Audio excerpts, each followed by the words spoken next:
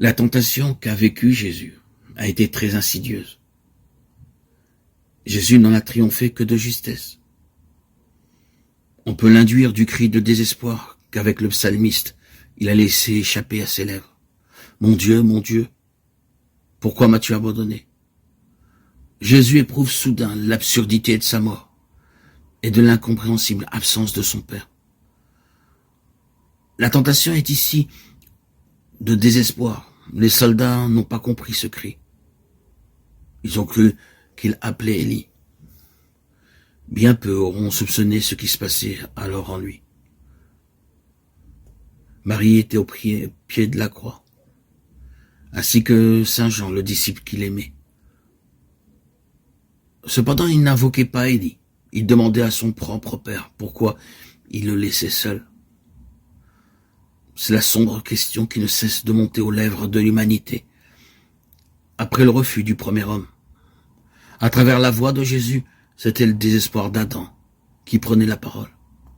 Ce désespoir dont Jésus portait la possibilité dans son corps d'homme et qui soudain menaçait de prendre le dessus en face de cette mort sans issue.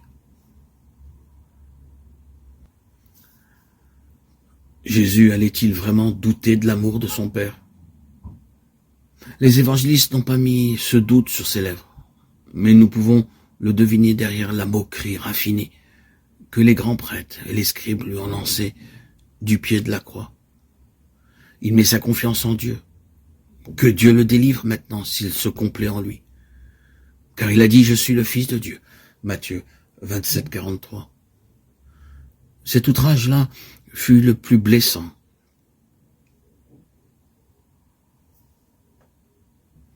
Cette tentation la plus grave.